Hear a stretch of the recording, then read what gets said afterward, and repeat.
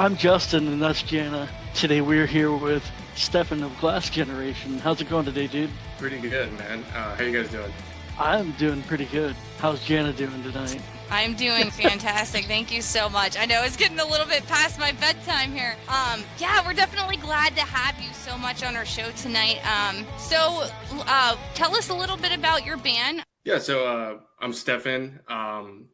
We are a emo slash pop punk band from Los Angeles. Like if you like bands like Joyce Manor, Basement, Citizen, Title Fight, even maybe if you like Blink 182, you'll like us.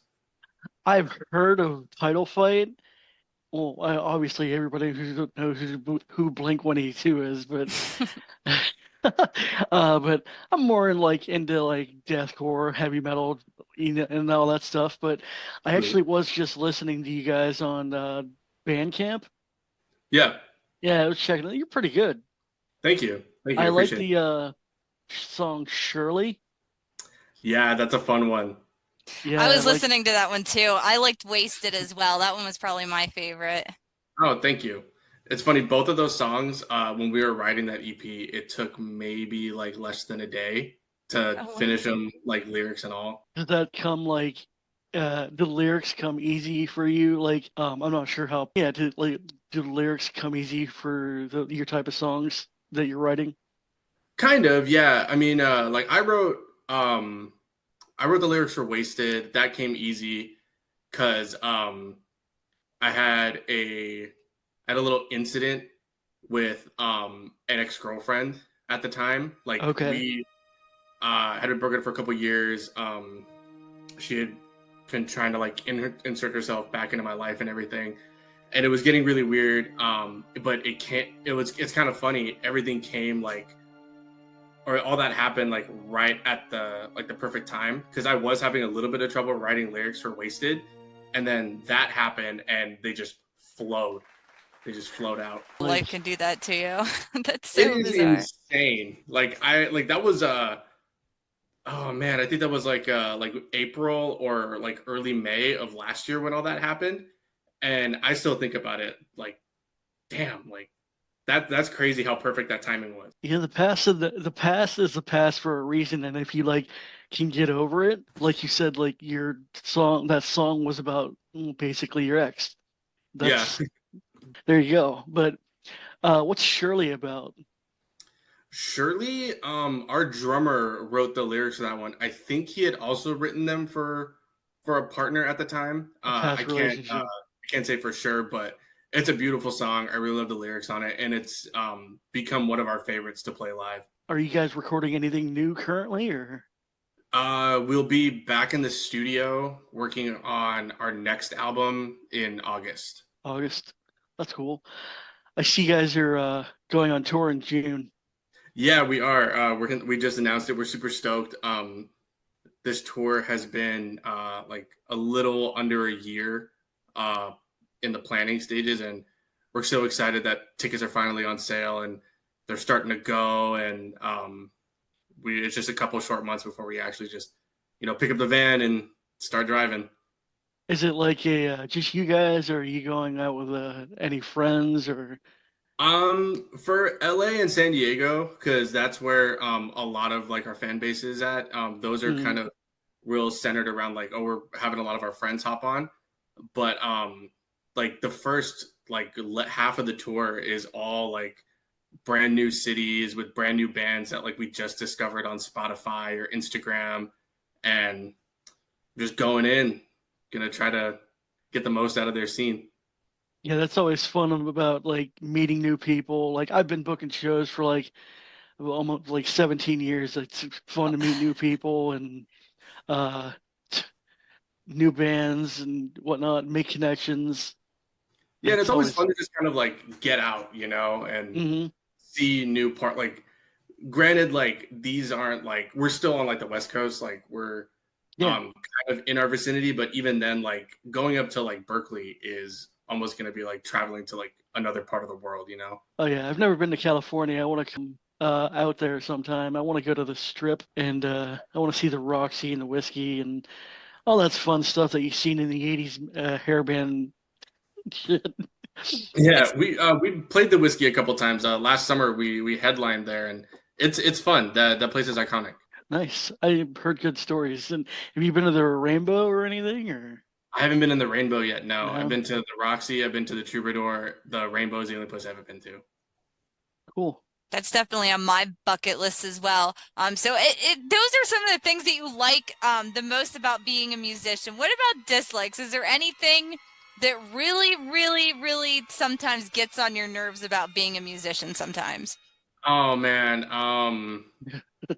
when we were first coming up, Punk Time was always kind of like a. I know we're not like your standard like punk band, but like when everybody's throwing like a DIY show, and like shit just hits the fan, and bands like want to take forever. Or there was one time we were playing San Diego for the first time, and we got this local band to come play with us, and we are like, hey, yeah, so. Or this was like right after COVID, so the venue was like, hey, like everybody's got to be done by like 10 p.m. the latest, and a hard out by like 10:30, or else like we're gonna like they were like sponsored by some university that they were located in, and they set all these rules. Anyway, we told these guys like, hey, like we got to be out of here by 10:30. The show's got to be done. Everything's got to be packed up. So like 25-30 minute sets maximum. Like, please. This band continued to play for about an hour and a half and would not stop when the promoters and the sound people were like, hey, like last song, please. That's when like promoters need to step in and be like, listen, you're done, and or probably not book that band again. Yeah. Because if you're going over your time like basically by an hour, like you said, Yeah. that's not cool. You're I would taking have been like, everybody's. whoa, whoa, whoa, and Yeah. shut his mic off. Like Well, unplug yeah, that something too. from the wall. Yeah, then yeah. So COVID affected you guys' scene pretty good? For a little bit, yeah. Like midway through 2021, it started to come back up. People were still kind of like skittish about getting back out there, but by the end of the year, early 2022, it almost like it came back in full swing. But yeah, it affected us pretty bad. I had one show right as the lockdowns were starting, and then I couldn't do anything for like months, and I was kind of mad. Yeah, it was kind of boring, just sitting around, just kind of waiting for everything to just like all of a sudden be It, like, okay, like we're good now. it was like I even lost my job, and I was like, oh, what am I gonna do? I'm gonna read. I read like 6 books. Start reading, start baking bread, start doing a bunch of weird shit. Oh yeah, well I'm not much of a baker. I can't even make toast, but Yeah, I always burn my. Listen, I burnt water before. Like that's how I am not a Betty Crocker. Like I tried to make my fiance Brian a birthday cake last year, right? And it was supposed to be like ocean blue, and it came out army green. It was the Oh. ugliest freaking cake I ever seen, but it was made with so much love. I put like this yellow icing around it, and it started melting off the side. It was the ugliest cake you could have ever seen in your life. You know what? It's the wow. thought that counts. It It is. is. Yep, it is the thought that counts. Uh, so have you guys like played with anybody like semi big or anything or? Yeah, October of 2022, we got to open for the Queers. My buddy Mike Bailey, he plays in the Wasted. He loves that band. Yeah, they're really good. They're really good. It was a really fun show. And then Yeah. actually it was funny at the end of that no, at the beginning of that show, we're at Load-In, some guy I still don't know what his connection was to any of these bands, but he ran in the room and he started screaming out, "Who's the opening band? Who's the opening band? Who's in it?" And I was the only one there. And I was like, "Oh, like I'm in the band." And he was like, "Where are you guys from?" I was like, "Well, we're from LA." It's like, "Oh, do you guys play in the South Bay, like the Torrance area?" Which isn't super far. And I was like, I mean, a couple times. He's like, "You ever heard of a band called Guttermouth?" And I was like, "Yeah, I've heard of them." And he was like, "Okay, you guys are playing with Guttermouth in December." That's And awesome. I ended up not happening because most of our band got COVID. So we had to Oh, try damn. to show. But that was a fun show. I still kind of like name drop that one every now and again because it had it was us, this band from Arizona, they were called the Venomous Pinks. Guttermouth, of course, was headlining, and Shattered Faith was also on the bill. So Sounds like a good name. Yeah. So starting out,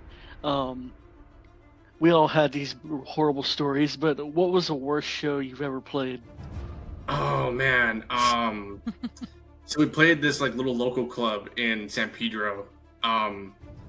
And it was a pretty stacked bill. You know, it wasn't like a Monday night, doors open at 9 p.m. kind of thing. It was on a Friday night, doors open kind of early.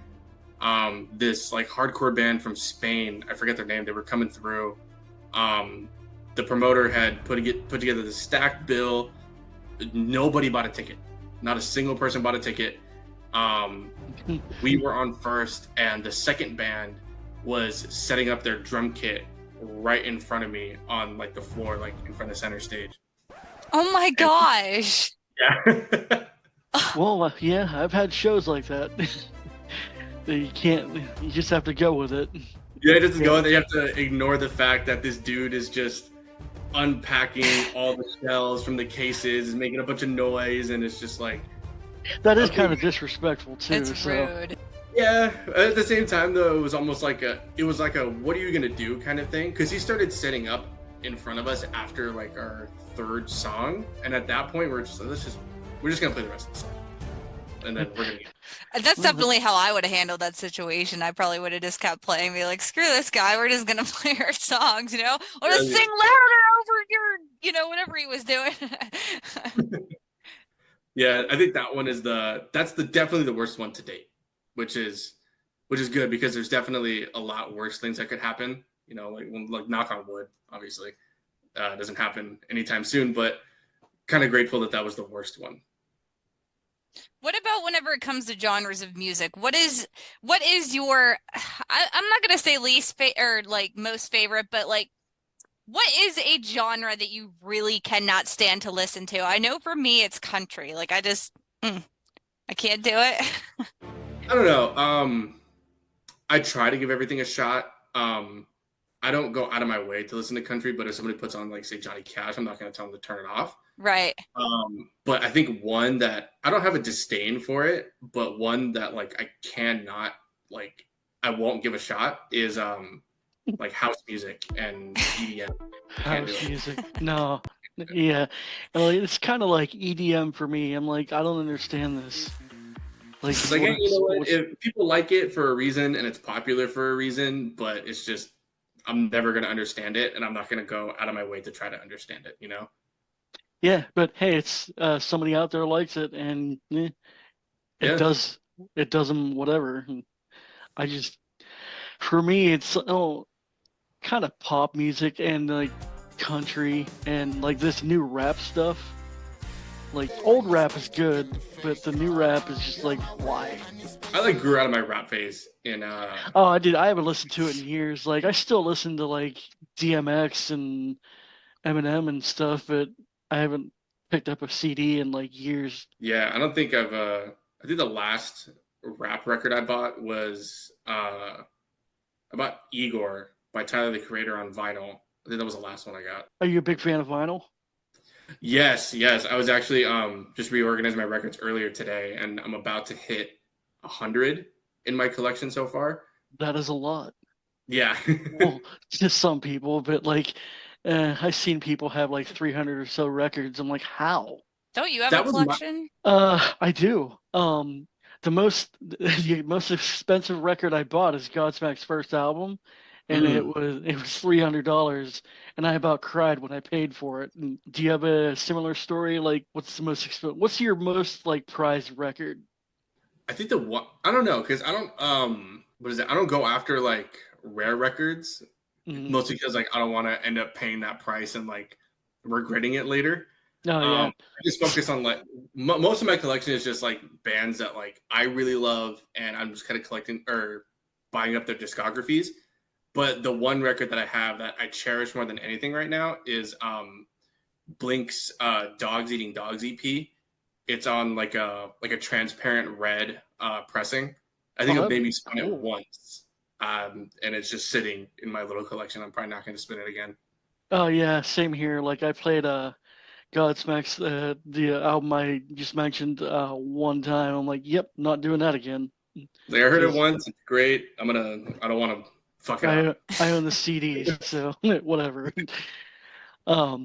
Are there any plans? Well, probably not this year, but maybe like next year to tour the East Coast or anything? Or You know what? It's funny. Somebody had asked us that if we were planning on going to the East Coast at all.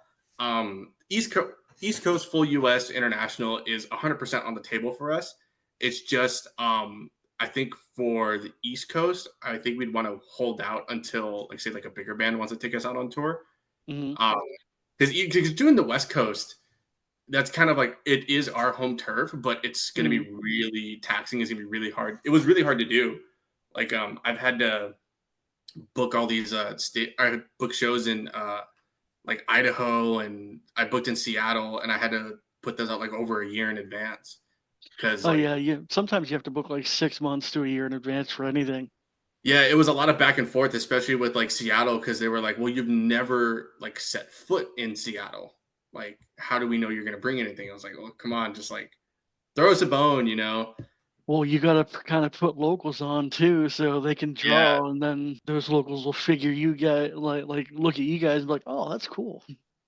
Yeah, that's what we hope on. Like every other minus like LA and San Diego, it's all like brand new bands, bands that like we've listened to, because what we really like to do, we don't like to just say like, oh, we're gonna pick a random band, we're just gonna throw them on.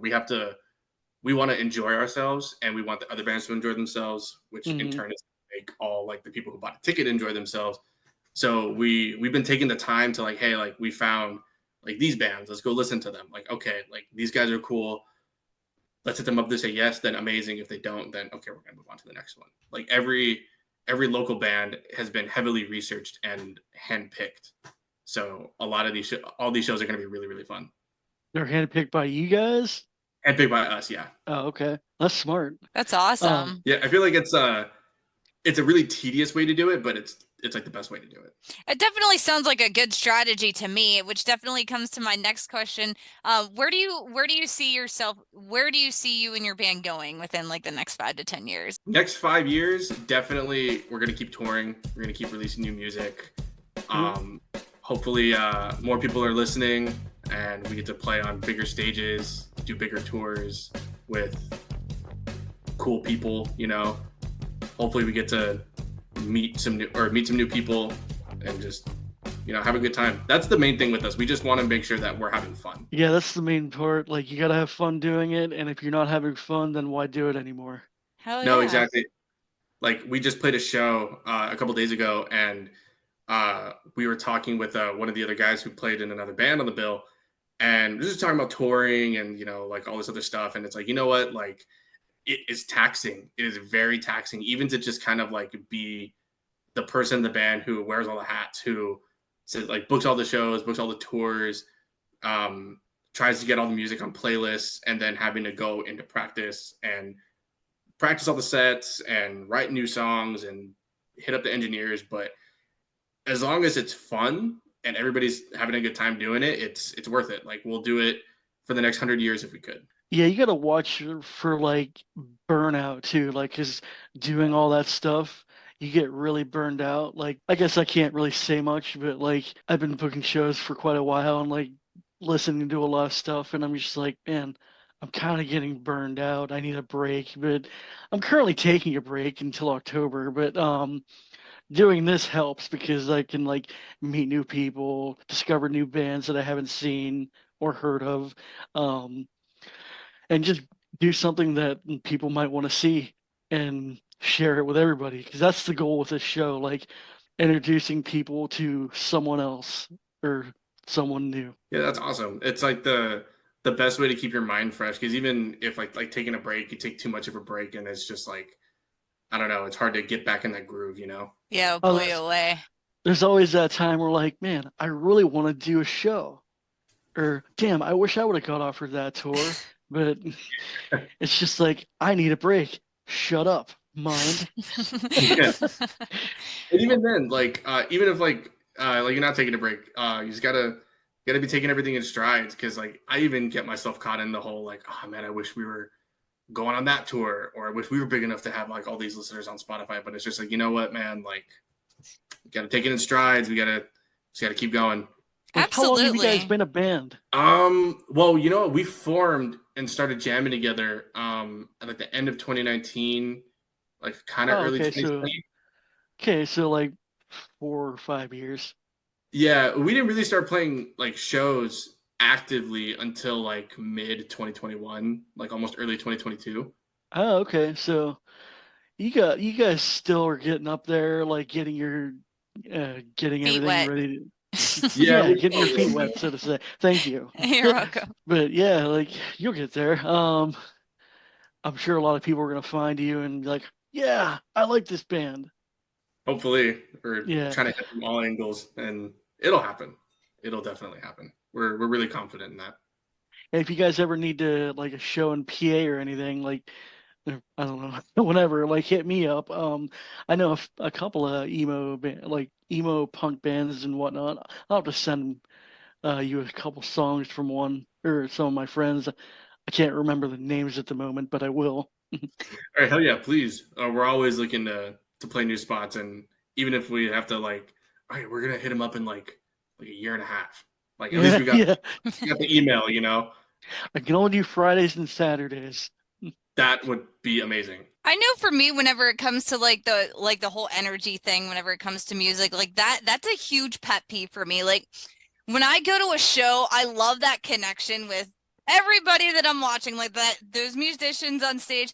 I have to have that connection. You know, they have to, make eye contact or engage with the audience. If they're not doing anything, like I'll still listen, but I'm not going to be as engaged or, I'm not going to remember. Like to me, that's really, really important that, that Yeah, energy level, it definitely makes a difference. I definitely think that, and it even shows in your music, like when you can feel something whenever you're hearing a song, like that's what makes it a great song, when you can feel it and it makes, that song just, it does something. You're like, whoa, and you just want to listen to it again. And that's something really cool. That's awesome that you guys can do that in your music. yeah. Thank you, thank you. If that's for me, I always try to put an emphasis on, well, how is this song gonna sound live when we write it? Like, is this gonna be something where we just kind of have to headbang, or can we like jump around? Like, is everything easy? How easy is everything on the rest of us to where like we can just go like absolutely insane? That's a really big thing for me. Like I always bring it up, like, oh man, like it'd be so cool if uh like our bassist name is Angel. Like, oh, it'd be super cool if like, because Angel's not playing anything right now. Like at the moment he's about to like come in, he just does a super big like spread out pop punk jump, and like it just goes in perfectly with the drop. That would make everybody go fucking insane. That's fucking awesome. I love shit like that. Like that's what I'm talking about. That's I feel like definitely a lot more bands need to put that mindset in. I know it gets kind of lost, like, oh, like who cares, you know? Like not everybody's gonna come see us live, but it's like, dude, but the people who do, like, they'll remember. they'll remember, and they're They'll gonna want to. remember. They see that and it connects with them. They're gonna want to come back. They're gonna want to be the ones who are So streaming your album a million times over, and it's like, oh no, telling their friends like, oh no, you got to come see this band. Like they're fucking crazy live. Like it's insane. Like they're so good. Like I love their show. All this and that. yeah, it's Like all about the experience. yeah, Absolutely. that's the thing that gets people to go to the merch table, to go back to Spotify or wherever it is they're streaming music. Like it's the show that you put on.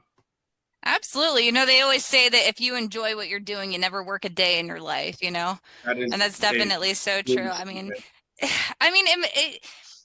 a good example to that for me anyway, because I've recently been saying I was a huge Evanescence fan. Amy Lee, I love her. I Nice. recently had watched some of her videos on YouTube, and it looks like she does not feel it anymore. Like she just, when she's singing, she doesn't look at the audience. She's looking at the piano. Like when I watched her performance, I'm sitting there and like I could just think in my head, man, you could tell she doesn't want to be there. Like you could tell she's just sick of it. Like she's done. She doesn't want to do it anymore. Yeah, and I think the burnout, like we were talking about burnout earlier, I think it's a lot worse with like much bigger bands, because the same Yes. realm. The pressure. Parker Cannon from The Story So Far, like I keep getting like old videos of them performing on TikTok from back when fucking Under Soil and Dirt came out, and granted, he didn't move around that much more than he does now, but he seemed like he really wanted to be there and he was actually making a connection with fans. Now he doesn't move like at all. And it's like, dude, like, how can you not move? Like, even just a little bit. Okay, we'll give him a little bit with the hand motions and the arm waves and shit. But like, I don't know, man. Like, you guys are writing too good of songs to just kind of stand there like that. Oh, I know. I feel the frustration. I hate that shit so bad. Oh my god, it makes me so mad. Boring. It makes me so mad. Oh, he could. Shows like that where like they're just like the songs are good, but they're just not like really doing anything on stage. I really hate to say it, but I end up just doing it on my phone. Yeah, I know. And it's so funny you said that because I was actually watching this YouTube thing earlier, and it was oh my gosh, I think was it Corey Taylor that knocked a phone out of somebody's hand at one of his shows because she wasn't looking at him, like she wasn't watching what he was doing, so he knocked the phone out of her hand. That's kind of funny. Yeah, it was crazy. He seems unmotivated anymore either, as well. So yeah, he's burned out. I watched a documentary about that today on YouTube. It was crazy. I can imagine like you're playing like a lot of the same hits for like 20 plus years. It's so tiring. It'd probably be that, yeah. It'd probably be room. like that for everybody. It'd be tiring. Like, oh, playing this song again. Oh, like, we're gonna great. play it the next time. Good. Okay, I am bored. So we're gonna Play play something. like 200 times in the next year. Do you know what it makes me think of, guys? Is the monkey with the cymbals? You know, it just keeps going and going. Yeah. It'll drive you insane. But yeah, anyway, dude, we're kind of running out of time here, but I'd like to thank you for joining us today and gracing us with your presence and the music you write. Oh, dude, thank you guys so much. This was a lot of fun. Yeah, we'll have to catch up with you sometime soon and see how you're doing, maybe after your tour. Yeah, I was just gonna say, sure. after June, definitely hit us up. Yeah, definitely. And hell, even if we end up making it out to the East Coast, we'll play a show. We'll do something right after the show. Absolutely. Oh, yeah, Thank you so much, guys, for watching Offstage. Catch you later. Bye. Peace.